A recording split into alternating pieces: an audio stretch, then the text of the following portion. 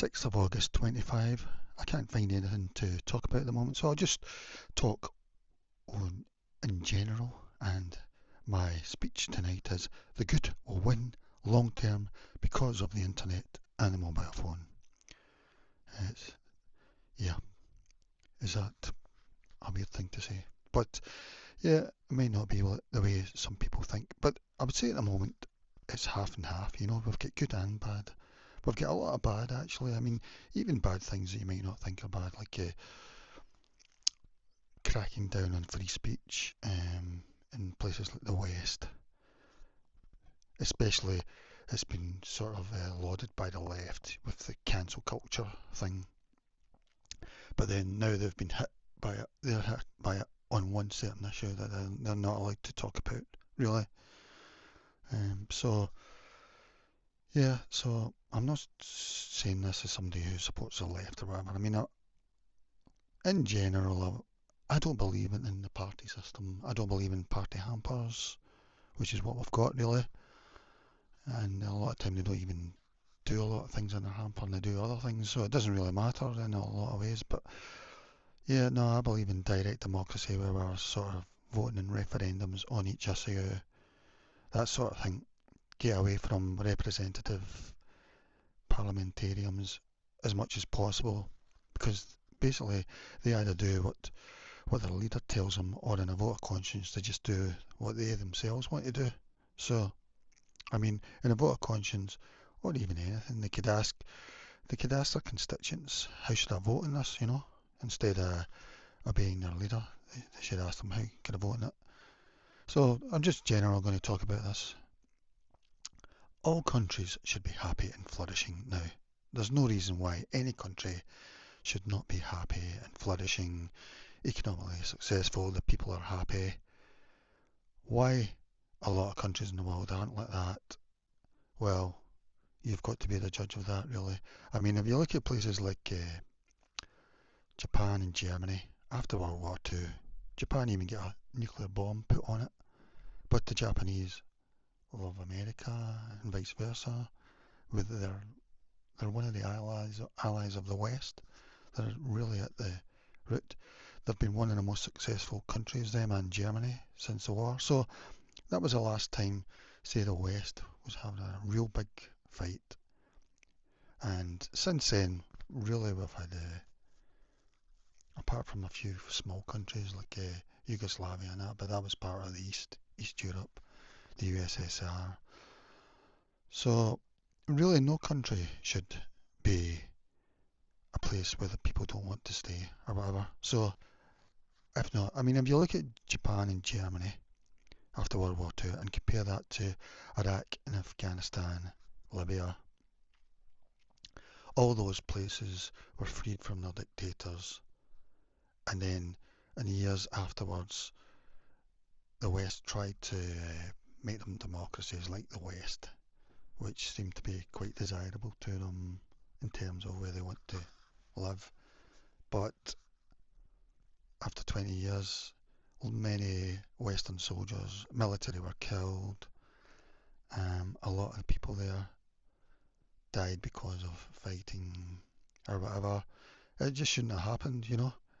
Once Saddam was removed, Iraq should have become a desirable country. So the question is, why didn't it? The left in the West would tell you it's because of the West. The left in the West would tell you it's because of the West. Is that what you think? So yeah, no country should be like that. And what I say is like the West should try and make every country become flourishing and happy. I mean, we have tried it, in my opinion, for like since World War II, really. It doesn't seem to have worked for most places. Take Haiti, but you could say a lot of countries. I mean, China's about to become the biggest economy in the world, or the richest. Um, yeah, so why aren't all countries happy with legislation? But as, I mean, give them as much help as we can in a way that does help, you know, because giving them money and that doesn't seem to have helped. much, really. A lot of them. Anyway, so on to the talking about, well, the need for change in our democracies, because our democracies are archaic, and so we've had a sort of wave of democracy as Trump as a protest vote, in my opinion. I mean, he's not fit to be president. He's not fit to work in a McDonald's for half a day, or even do a few servings, as he probably did. But I would have voted for him on one issue, and so it's not good, but it's understandable.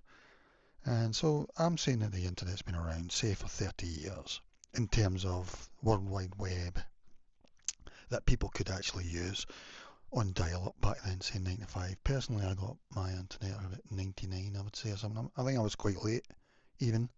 But even that's like 25, 26 years. And there's been a lot of bad, but there's been a lot of good as well. I mean, the internet, I think everyone should have. I think it means you can't really be lonely in the way you used to in the old days, you know. Imagine not having the internet. Say you feel lonely, but imagine not having the internet. Isn't that real loneliness? Or some would say no, you could, because you'd be in a state of Zen or whatever. But all pensioners should have the internet and that. So there's been a lot of bad, but there's been good, and it's evolving, I think, now. But not because of things like the online safety bill and that, even though, I mean, they're having a go at making the place nicer, but they're probably getting it wrong in terms of free speech and that. But um, long term, I think it's going to be good. Um, and I think it's going to lead to direct democracy, which is basically referendums on everything, really. The end of the archaic 5 year first past the post system for Britain, that is. America's not much better with its 4 year thing. At least they have their 2 year terms that sort of act as a barometer, you know.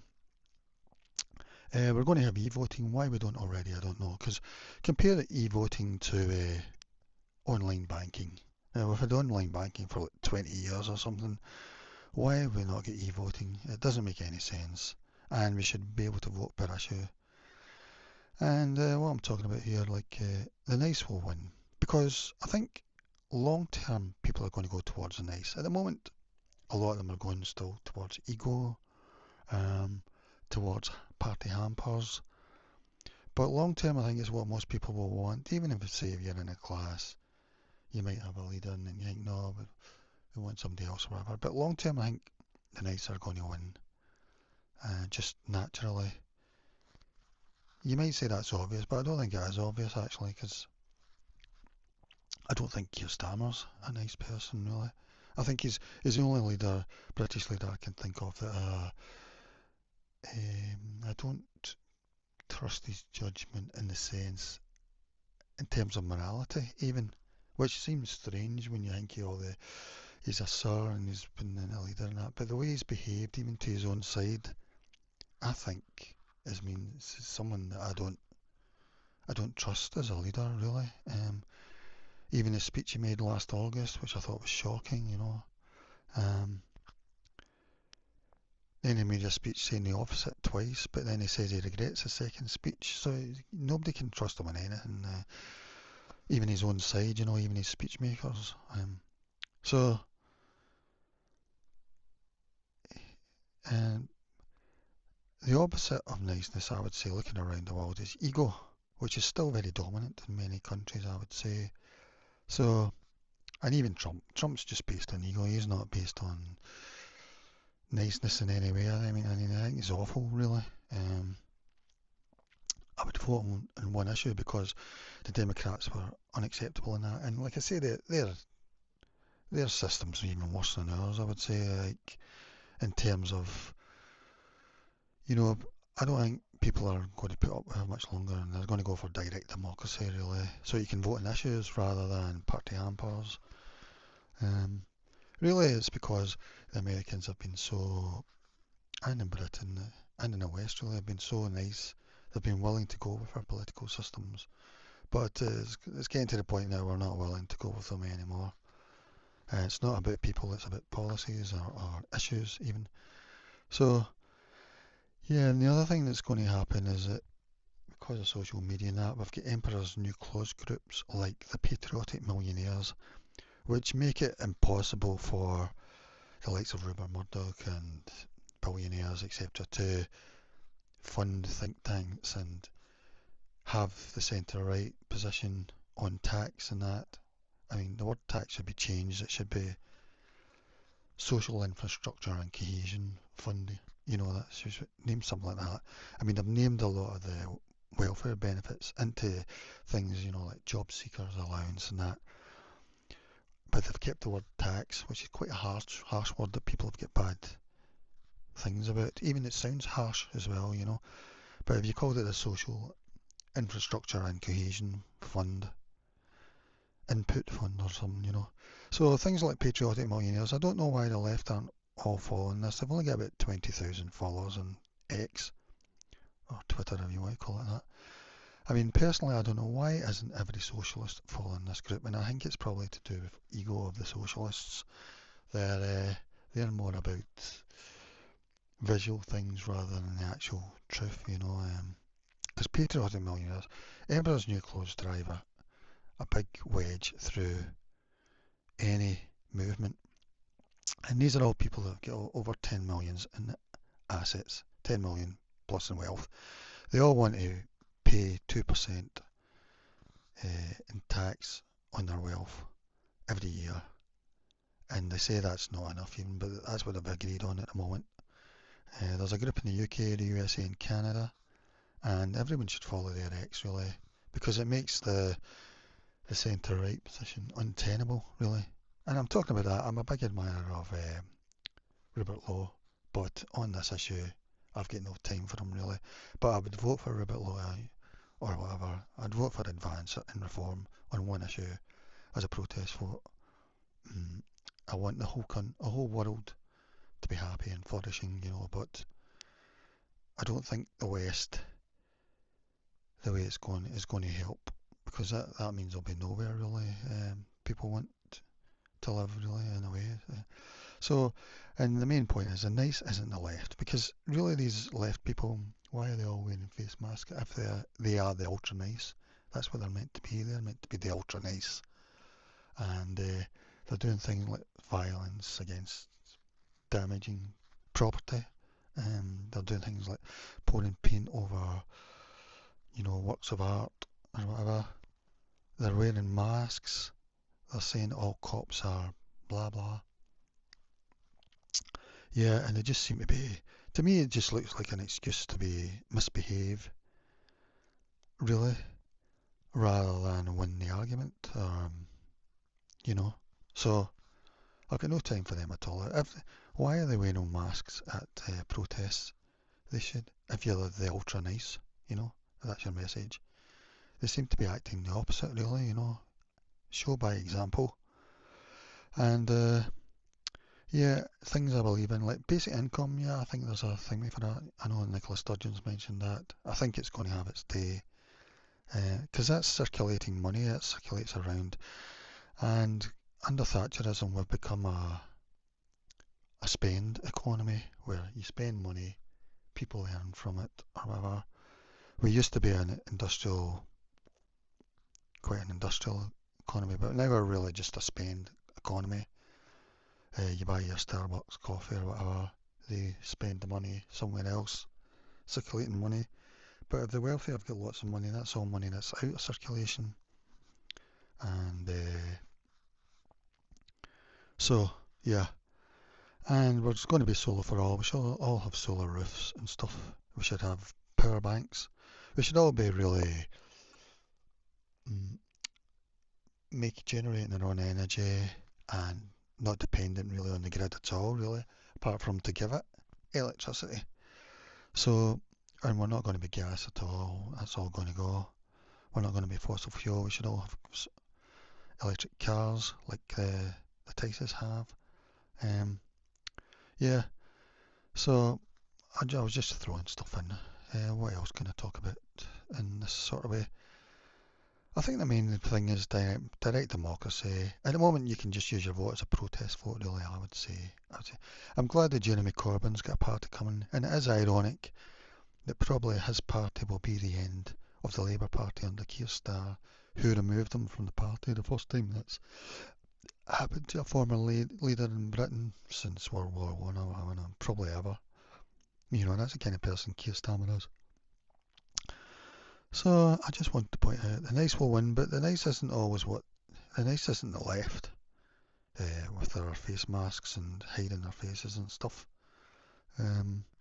Just probably the silent majority at the moment. It's the Labour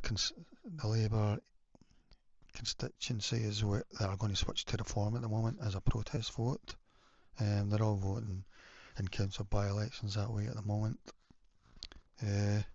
Yeah, so yeah, I've run out. Maybe I'll have a wee and have a think about it. I just asked Google Gemini which country is closest to direct democracy. I mean, I don't know enough about direct democracy. I still see the need for politicians, but maybe I'm wrong. I don't know, but maybe they're more rubber stamp or sort of civil servants in a way. Which country is closest to direct democracy? Switzerland, which I knew and I've mentioned many times, is widely regarded as the closest country to direct democracy. I have to say though that I was looking at Switzerland, the way it's changing and that, and it doesn't seem to have saved it that much from what I thought. And it is funny because Switzerland, they don't have their own language. They don't. There's not a Swiss language. It's mostly German, a bit of French as well, a bit of Italian, and Romano or something. Um, maybe this all came about because they realised, because they call themselves cantons, don't they? We need to have some sort of a way so that we all feel part of it, rather than the way that Britain's developed, sort of from a monarchy, you know, from a top-down thing, really. So while it is representative democracy with an elected parliament, it has a long-standing and highly developed system of direct democracy. Yeah, this system. I think they have quarterly referendums and things, plus petition referendums, so that sounds great. This system operates at the national, cantonal, the state level, and local levels, giving citizens a direct say in political decisions. Key features of Switzerland's system include referendums. The Swiss people vote on a variety of issues, including mandatory referendums. And by the way, a country is only as good as its voters. So even if you have a direct democracy, it's not doesn't mean you're going to be a nice country, because they might vote in the wrong way, in your opinion. Including mandatory referendums for any changes to a federal constitution and optional referendums to challenge laws passed by Parliament. And it's interesting that Ireland had a referendum recently about changing their constitution, and I think the Irish people felt it was a chance to do a protest vote, but also it was to sort of indirectly endorse a way that Ireland's changing, and they voted against it, like 75%. They also voted against, what was it, the Lisbon Treaty, I think, or something, but the government just got them to vote again and said you'll need to really vote for it or whatever, and they did. So popular initiatives. Citizens can propose amendments to the federal constitution, and if they collect enough signatures, the proposal goes to a national vote.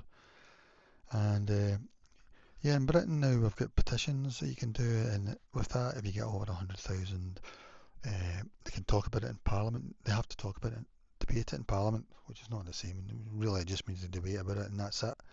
But Robert Lowe's making a big fuss about that, and I'm glad. And he's got a few.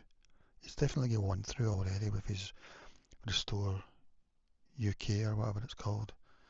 Um, he's got one through, and he says he's going to make a big deal about it, and I totally agree with him.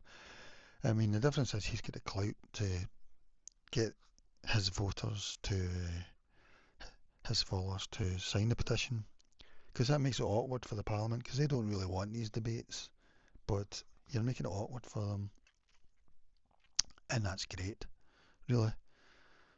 And I think finally those petitions are going to turn into this, like referendums, basically. I think. I mean, there is ways in Britain you could do it, like at the moment. You could do, like when the government tried to pass a bill, at the moment they just tell their MPs, you've got to do this, the whip, you've got to do it. But what they could do is the MPs could ask their constituents, voters, to vote on it. How should I vote on this bill? And then they could do it by e-voting. Of course, we don't want to do that because they just want to do it by the whip. And then the other thing they could do is sometimes they get a free vote where they're allowed to a vote of conscience, and the MP votes however they like. Again, the MP could ask, well, first of all, you could just ask the constituents, how do you feel I should vote on this? You know, but they don't even do that. To get the mood of the people, they vote how they want to vote, basically. And we just had that recently on. I can't even remember what it was now. The assisted thing, and they just vote how they want to vote. Basically, the MPs, which I think is wrong. And they're always going on about how they're voting for their constituents and all that, but they're not actually. So, yeah, popular initiatives. Citizens can propose amendments to the federal constitution, and if they collect enough signatures, the proposal goes to a national vote. Yeah, petition votes. And frequent voting. Swiss voters participate in federal ballots, an average of 4 times a year, often with a number of cantonal and local issues on the same ballot. So there you go. This system of semi-direct democracy ensures that the government must seek a broader consensus and give citizens a powerful role in shaping their country's laws and constitution. Yeah, because I think this would be possibly you could say it's a nightmare in terms of getting it to work because nothing can get done. But long term, I think it will sort itself out. And it's more democratic. So there you go. So as to any other countries, because Switzerland is always the one that people list. Switzerland is a leading example.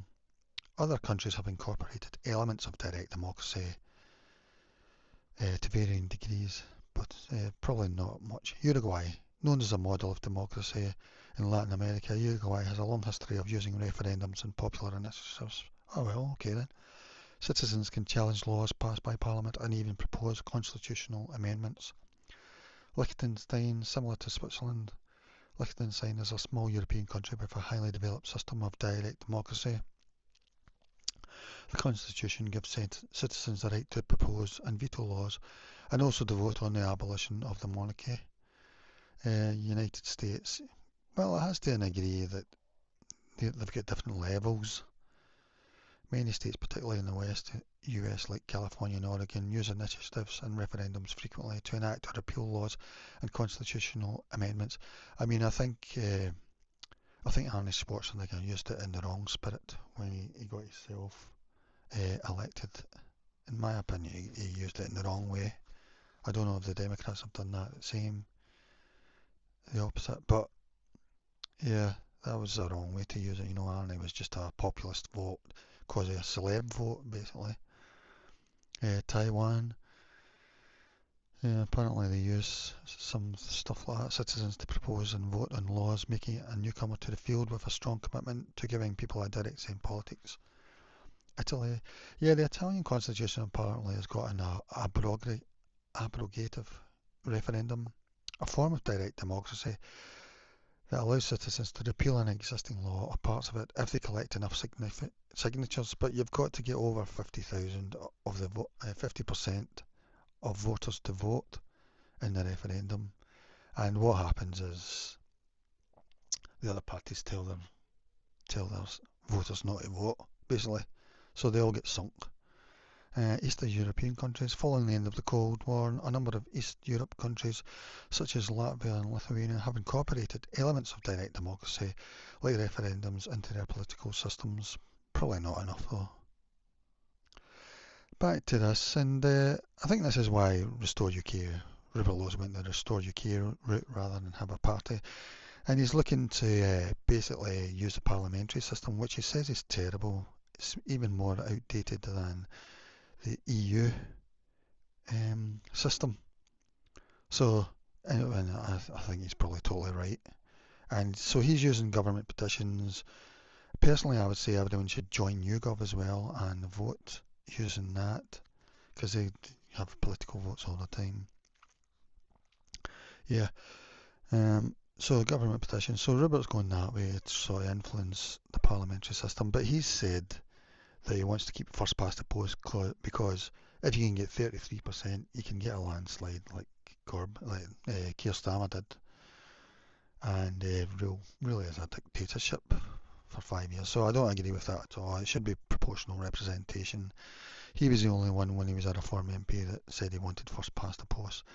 But Reform might want first past the boats now as well, because they can say they can be basically a dictatorship for 5 years. I don't know. But you really got to have proportional representation. But also with Advance UK coming along now, who I would vote for as a protest vote. I mean, they are closer to me than Reform, but not on every issue. So I want direct democracy. But Advance, yeah. And then on the left, you're going to have Corbyn's party, which is called Your Party at the moment. So the first past the post system's going to be unsustainable, really. It could be the end for Labour, the Tories, which I hope happens, really. It would be ironic if Keir Starmer, he get rid of Jeremy Corbyn and Labour ends up finished because of Jeremy Corbyn's new party, which I don't understand why they're popular. You know, if you're a socialist at the moment, you should be voting Green. So I don't really understand why they've done what. I don't know who they voted for in the last election. You know, those socialists or whatever. So yeah. So long term, I think the good will win. Probably not for a while yet. The internet is maturing because the government tried to clamp down and the big social media companies tried to clamp down on free speech. But then Elon Musk came along, who I think is just a loose cannon. But he did free up Twitter, so that was a relief. Not enough in a way, but a lot of ways. He's a loose cannon. I'm a supporter on certain issues. Again, like I say, I don't follow him I think he's pretty toxic, really. Um, yeah, that's the way we're going to go. So we're going to have a lot of this. Trump is just a sign, because if you think Trump came about because of that party from 2008, who were really just anti-Obama, really. What were they called? The Tea Party. And when you look at the Tea Party, I think the tax that we were going to be taxed, I think we said it wasn't that bad, and probably long term they would have been better off taking it. I don't know. I'll need to check that. I mean, I've asked this before about the Boston Tea Party. Was it a sensible thing to do? I should have asked. It's a highly debated event in American history, and whether it is a reasonable thing to do depends entirely on one's perspective. There are strong arguments on both sides. The arguments for the Boston Tea Party was a protest against taxation without representation.